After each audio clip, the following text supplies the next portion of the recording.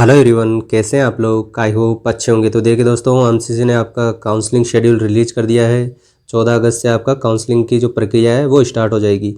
तो किस प्रकार से आपको काउंसलिंग के हर एक राउंड को करना है, चाहे वो राउंड फर्स्ट हो, राउंड सेकंड हो, या मॉपअप राउंड हो, या स्टे वैकेंसी राउंड हो, कंप्लीट हम इस वीडियो में डिटेल में देखेंगे। साथ ही दोस्तों, आप कंप्लीट वीडियो को देखिएगा। आपका counselling specially 15% all India 15% counselling से रिलेटेड एक भी डाउट नहीं रहेगा। हमने इसमें आपको बड़े ही इजी मेथड से समझाने का प्रयास किया है। और साथ ही देखिए दोस्तों, अभी तक आपने चैनल को सब्सक्राइब नहीं किया है तो सब्सक्राइब कर लीजिए, जिससे आपको इसी प्रकार की लेटेस्ट अपडेट और इन्फॉर्मेशन मिलती रहे। तो बिना देरी के वीडियो स्टार्ट करते हैं। कंप्लीट हम इसमें ऑल इंडिया 15% आपकी जो काउंसलिंग होती है, जो कि आपकी एमसीसी कंडक्ट करवाती है, इसमें हर एक पॉइंट को देखेंगे। सबसे पहले बात करते हैं दोस्तों। तो देखिए, ये कुछ इंपॉर्टेंट पॉइंट्स है जिसको आपको ध्यान में रखना है। देखिए, आपकी all India 15% counselling MCC conduct करवाती है, जिसकी आपकी ऑफिशियल वेबसाइट है mcc.nic.in। इसको आपको अब डेली विजिट करते रहना है दोस्तों, क्योंकि अब आपको किसी भी प्रकार का फ्यूचर में कोई भी अपडेट मिलेगा तो आपको एमसीसी की इस ऑफिशियल वेबसाइट पर मिलेगा। अब जो आपका एनटी है वो आपका ओनली एग्ज़ाम कंडक्ट करवाया है और इसने आपका रिजल्ट बना कर दिया है, तो इससे अब आपको कोई लेना देना नहीं है।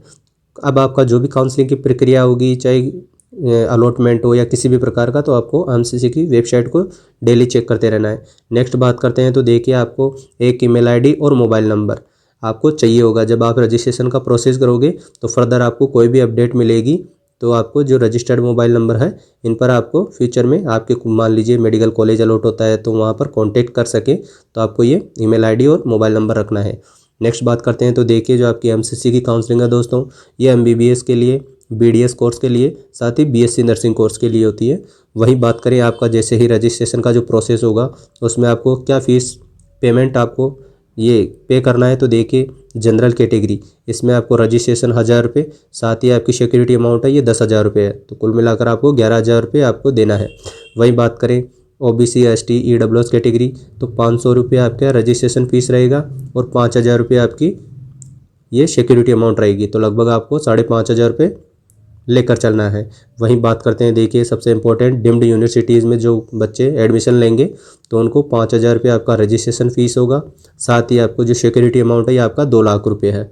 तो इस नेक्स्ट बात करते हैं दोस्तों। तो देखिए, आपका किस प्रकार से आपको ये आपका स्टेप रहेगा। तो सबसे पहले आपको रजिस्ट्रेशन का प्रोसेस करना है। ये हमने लास्ट वीडियो में आपको बताया था। रजिस्ट्रेशन होगा, उसी में आपको पेमेंट कर देना है। फिर आपका जो थर्ड स्टेप रहेगा, चॉइस फिलिंग और चॉइस लॉकिंग का। सबसे इंपॉर्टेंट है दोस्तों, इसमें आपको चॉइस फिल करना है, देन आपका रिजल्ट डिक्लेयर होगा। और फर्स्ट राउंड का रिजल्ट मैंने बताया आपको, अगस्त में फर्स्ट राउंड का रिजल्ट डिक्लेयर होगा, और अगस्त के बाद में सितंबर में आपका सेकंड राउंड, और अक्टूबर में आपका थर्ड राउंड और फोर्थ राउंड का रिजल्ट डिक्लेयर हो जाएगा। तो इस प्रकार से आपको देखिए, काउंसलिंग में आपको ऑल इंडिया जो आपकी एमसीसी है ये कौन कौन सी काउंसलिंग करवाती है। तो देखिए, आपके हर एक स्टेट में जितने भी आपके गवर्नमेंट मेडिकल कॉलेज हैं, उनकी 15% सीट आपकी एमसीसी की काउंसलिंग से फिल होती है।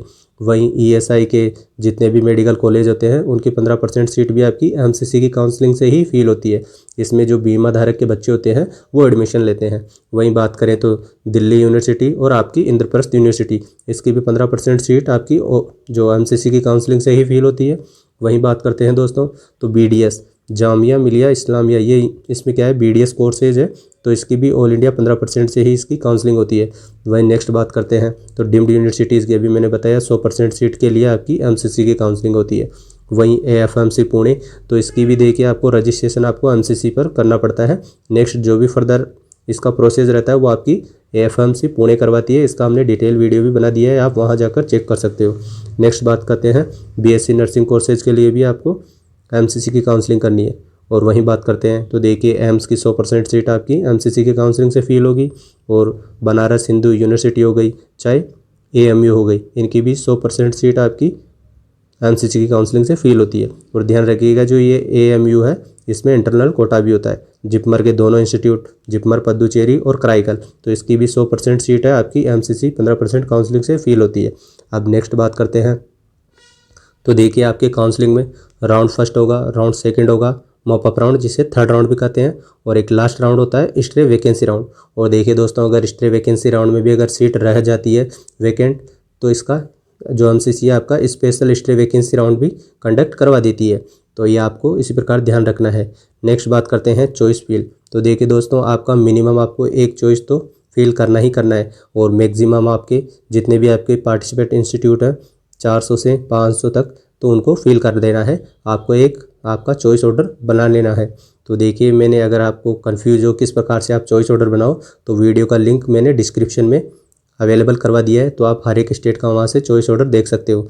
वहीं बात करते हैं, तो देखिए दोस्तों, आपको चॉइस लॉकिंग ये ऑटोमेटिक हो जाता है एमसीसी के द्वारा, बट आपको जिस दिन अगर आपका लास्ट डेट हो उस दिन आप चॉइस लॉक भी कर सकते हो खुद से। वहीं नेक्स्ट बात करते हैं, तो आपका काउंसलिंग देखिए, मैंने अभी बताया आपको जो भी अब लेटेस्ट फ्यूचर में जो भी अपडेट मिलेंगे वो आपकी एमसीसी की ऑफिशियल वेबसाइट पर मिलेंगे, तो आपको इसको डेली चेक करते रहना है। तो आपको रजिस्ट्रेशन करना है, फिर आपको फ़ीस और पेमेंट करना है, उसके बाद में चॉइस लॉक और चॉइस फिलिंग करना है, देन आपका रिजल्ट डिक्लेयर होगा। तो फर्स्ट राउंड का देखते हैं दोस्तों, किस प्रकार से आपका फर्स्ट राउंड रहेगा। तो सबसे पहले बात करते हैं, मान लीजिए आपने रजिस्ट्रेशन कर दिया, चॉइस फिल कर दी, तो आपका फर्स्ट राउंड का 14 अगस्त को आपका फर्स्ट राउंड का रिजल्ट डिक्लेयर होगा। तो उसमें आपको मान लीजिए अगर सीट अलॉट हो जाती है दोस्तों, और आपकी वो मन पसंदीदा सीट मिल गई आपको, तो आप एडमिशन ले लोगे वहाँ फर्स्ट राउंड में ही। बट मान लीजिए अगर आपको सीट मिली है और आप चाहते हो कि मुझे इससे भी अच्छी एमबीबीएस की सीट मिले, तो आप अपग्रेडेशन के लिए जा सकते हो नेक्स्ट राउंड में। और वहीं बात करते हैं, तो आपका ये जो फर्स्ट राउंड है, ये ध्यान रखिएगा दोस्तों, ये फ्री एग्जिट राउंड है।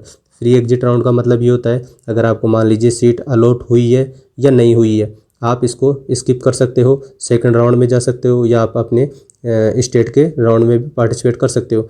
तो कहीं ना कहीं फ्री एग्जिट का यही मतलब होता है, जो आपने सिक्योरिटी डिपॉजिट करवाई है ये आपकी फॉरफिट नहीं होती है, ये आपको वापस रिफंड हो जाती है। और वहीं बात कर लेते हैं, यहीं सेकंड राउंड हो गया आपका या थर्ड राउंड हो गया आपका, अगर आप इसमें पार्टिसिपेट करते हो तो दोस्तों देखिए, आप ये दोनों राउंड फ्री एग्जिट राउंड नहीं है, यहाँ आपकी जो सिक्योरिटी है ये फॉरफिट हो जाती है, ये जब्त हो जाती है। यही ध्यान रखिएगा, सबसे मेजर डिफरेंस यही है। फर्स्ट राउंड में आपका ऐसा कुछ भी नहीं है, ये फ्री एग्जिट राउंड है, तो कहीं ना कहीं आपका जो भी सिक्योरिटी अमाउंट है ये आपको वापस रिफंड होता है। वहीं बात करते हैं, तो बताया मैंने आपको, अगर अच्छा मेडिकल कॉलेज मिला है आपका मनपसंदीदा अगर आपका मिला है, तो आप यहाँ एडमिशन ले लोगे, और अगर अपग्रेडेशन के लिए जाओगे तो सेकंड राउंड में आप एलिजिबल हो। और मान लीजिए आपको सीट अलॉट ही नहीं हुई है फर्स्ट राउंड में, तो आप सेकंड राउंड के लिए एलिजिबल हो। तो वहीं बात करते हैं, अब सेकंड राउंड किस प्रकार से प्रोसेस रहेगा सेकंड राउंड का। तो देखिए, सबसे पहले आपको फ्रेश रजिस्ट्रेशन करना पड़ेगा। अब वो कैंडिडेट जिसने फर्स्ट राउंड में ही फ्रेश रजिस्ट्रेशन कर लिया है, तो उसे सेकंड राउंड में रजिस्ट्रेशन करने की कोई आवश्यकता नहीं है। ओनली इसमें वही कैंडिडेट रजिस्ट्रेशन करेगा जिसने फर्स्ट राउंड में रजिस्ट्रेशन नहीं किया है। नेक्स्ट बात करते हैं, नो रजिस्ट्रेशन, ये मैंने बता दिया। मान लीजिए फर्स्ट राउंड में एक कैंडिडेट वो भी होगा जिसे मेडिकल कॉलेज मिलता है, बट वो ज्वाइन नहीं करता है, तो वो ज्वाइन नहीं करने वाला कैंडिडेट, क्योंकि first round free exit round है, तो वो भी इसमें पार्टिसिपेट करेगा, तो उसे भी रजिस्ट्रेशन की कोई आवश्यकता नहीं है। और मान लीजिए जिसे सीट अलॉट नहीं हुई है फर्स्ट राउंड में, और उसने रजिस्ट्रेशन फर्स्ट राउंड में कर दिया है, तो उसे भी सेकंड राउंड में रजिस्ट्रेशन करने की आवश्यकता नहीं है। और देखिए, मेन सेकंड राउंड में आपको फ्रेश चॉइस फिल करनी होती है दोस्तों, ये ध्यान रखिएगा। नेक्स्ट बात करते हैं, अब जैसे ही आपका सेकंड राउंड का रिजल्ट आएगा, तो अब आपके सामने क्या पॉसिबिलिटीज़ बनती है। बात करते हैं फर्स्ट, मान लीजिए एक अपग्रेडेशन वाला है जिसे फर्स्ट राउंड में मेडिकल कॉलेज मिल गया था, बट अब ये चाहता था कि मुझे सेकंड राउंड में बेस्ट मेडिकल कॉलेज मिले। तो मान लीजिए अगर ये इसे अपग्रेड होता है इसका, और इसका पसंदीदा इसे मेडिकल कॉलेज भी मिल जाता है सेकंड राउंड में, तो ये एडमिशन ले लेगा। बट फिर देखिए, अगर मान लीजिए से अपग्रेडेशन वाले को इसको सीट मिलता है, बट ये यहाँ एडमिशन लेना नहीं चाहता है, तो ये एग्जिट हो सकता है काउंसलिंग से। बट इसका जो सिक्योरिटी अमाउंट है, जो मैंने बताया अभी, 10,000 रुपये जनरल के लिए और 2 लाख रुपये डीम्ड यूनिवर्सिटीज़ के लिए, यह आपका फॉरफिट हो जाएगा सेकंड राउंड में। जबकि फर्स्ट राउंड में ऐसा कुछ भी नहीं था, बट सेकंड राउंड में देखिए आपको अपग्रेड होता है, तब भी आपका, अगर आप काउंसलिंग से बाहर होते हो या एडमिशन नहीं लेते हो, तो आपका जो सिक्योरिटी अमाउंट है ये फॉरफिट हो जाएगा, ये ध्यान रखिएगा। और वहीं बात करें, मान लीजिए आपको अगर फर्स्ट राउंड में अगर मान लीजिए आपने 5 ये मेडिकल कॉलेज फिल किए थे, और आपको फर्स्ट राउंड में 5वां नंबर का मेडिकल कॉलेज मिला। अब सेकंड राउंड में आप अपग्रेड के लिए आए, और मान लीजिए फिर भी आपको वही अपग्रेड ही नहीं हुआ, मतलब कहने का ये है, तो आपका जो भी आपको फर्स्ट राउंड में मेडिकल कॉलेज मिला है वही आपका मेडिकल कॉलेज रहेगा दोस्तों। ये तीनों पॉसिबिलिटीज़ मैंने बता दी है अपग्रेडेशन वाले की। और मान लीजिए अगर आपका फर्स्ट, यहाँ मैंने बताया, अपग्रेड होता है और एडमिशन ले लेते हो, तो फर्स्ट राउंड में आपने जहाँ एडमिशन लिया है वहाँ एमसीसी देखिए आपको 2 या 3 दिन का रिजाइन करने का टाइम देती है। उस टाइम के अंदर आप जो भी आपका पुराना, जो भी आपको फर्स्ट राउंड में मेडिकल कॉलेज मिला था, वहाँ से डॉक्यूमेंट्स लेकर आपको सेकंड राउंड में जो भी आपका मेडिकल कॉलेज अलॉट हुआ है या अपग्रेड हुआ है वह आपको सबमिट करवाने होते हैं। ये ध्यान रखिएगा दोस्तों।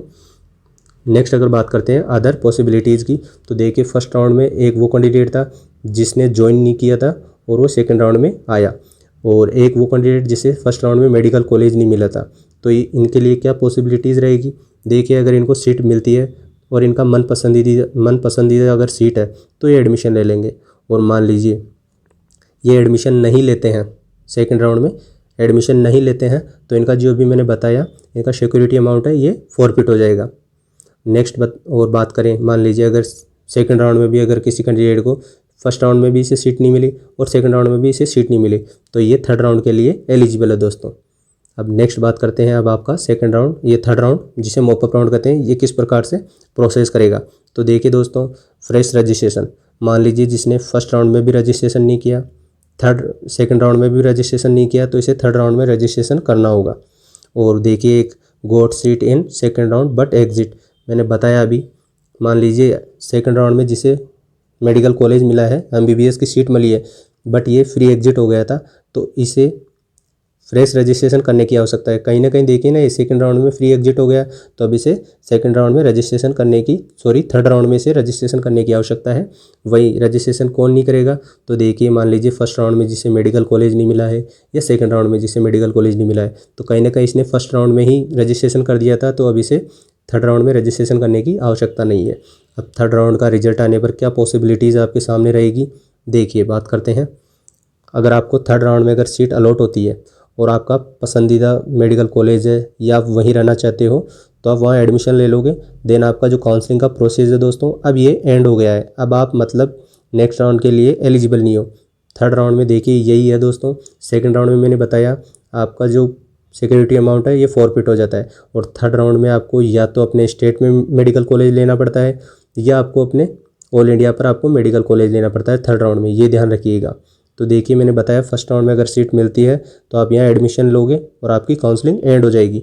और मान लीजिए अगर आप थर्ड राउंड में सीट मिलती है और आप एडमिशन नहीं लोगे, तो आपका जो एडमिशन का फ़ीस है ये वापस रिफ़ंड नहीं होगा, और देखिए आप नेक्स्ट राउंड फोर्थ राउंड के लिए एलिजिबल हो, और फिर आप ओनली जो आपका स्टेट का थर्ड राउंड है उसमें पार्टिसिपेट करोगे। अब आप ऑल इंडिया के लिए एलिजिबल नहीं हो, ये ध्यान रखिएगा। और एक देखिए नॉट गेट, अगर अभी थर्ड राउंड में जिसे मान लीजिए सीट ही अलॉट नहीं हुई है, जैसे फर्स्ट राउंड में भी सीट अलॉट नहीं हुआ, सेकंड राउंड में भी सीट अलॉट नहीं हुआ और थर्ड राउंड में भी, तो ये स्ट्रे राउंड मतलब चौथे राउंड के लिए एलिजिबल है। और एक मान लीजिए अगर ये ऑल इंडिया के चौथे राउंड में नहीं जाना चाहता, तो इसके पास एक ऑप्शन रहता है, ये अपने स्टेट के राउंड में चला जाएगा। कंप्लीट यहाँ थर्ड राउंड का मैंने बता दिया है। और देखिए दोस्तों, अभी तक आपने चैनल को सब्सक्राइब नहीं किया है तो सब्सक्राइब जरूर कर लीजिए, जिससे इसी प्रकार की आपको लेटेस्ट और ऑथेंटिक न्यूज़ मिलती रहे।